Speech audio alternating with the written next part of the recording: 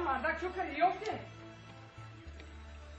بوزا اگه بیوی چی خیلی گو کرد یافته بوزا خیلی نگه کنو با بوزا گو بکنی با خیلی گو بکنی گو بکنی زبان درست گو بزنی خدای من گم کردم بوزا گم کنی با در کلی من بزنی با خیلی یکی گفتم شوخی کردم کی یکه نخواه من همین چند روزی در نه عدی نه دشت بود بوزا کودگه من شوخی بکنم با من چیکار کنم من گناهگارم خدایی خانم بوزا زیاده آمدم دیدم منو خیلی نقشار کرد الان فرصت بده برو بوزا یا بیار بکنم دیوانش دل چی شد بیان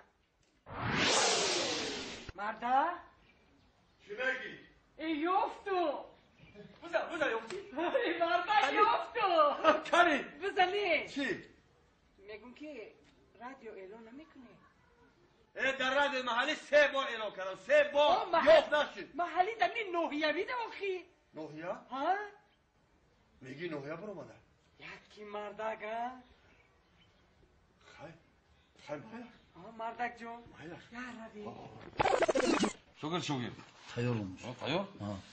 خانزن گوش کن بعد که همین خبر تمام شد خبر تمام شد آخر نمایش که تمام شد تگمچه زیر کن که گپی زیادی ефир ба наравад мана ин элон наворам та ина я буздум шудагия хуб ми ина бад хон бади вайо бад элони бузам хон гапам фаҳмиди мана он сафари гузашта аз раис ду бор огоҳӣ дод ки гапои зиёдтирам рафта истод аз эфир фаҳмидам ин сафар ҳар рӯз дарс мекунад инҷа фаҳмидам ё худам хонами не устод ман тайёрам ман валакай тайёр чӣ гуфтам ҳамин ҳама эълонҳоро хондум ҳама чиз ҷобаҷо кардам вақти охири намоиш шуд ҳамин тугмача зер мекунӣ овоз зиёдтӣ наравад ханзан ман бо анҷо бо охирони нахонам ҳамдигаро хон охирон эълони буза охирон хон фаҳмидӣ хоб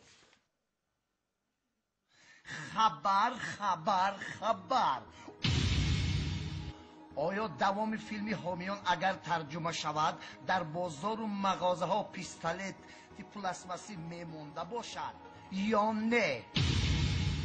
امروز بکوش چو میتوان کوش که آتش چو بلند شد جهان سوخت و کلچکه ها در جویبارهای شهر مثل ماهی سیلکنان میگردند. آیا کارکنان خواجگی آنها را به چنگک میقپیده باشند یا نه؟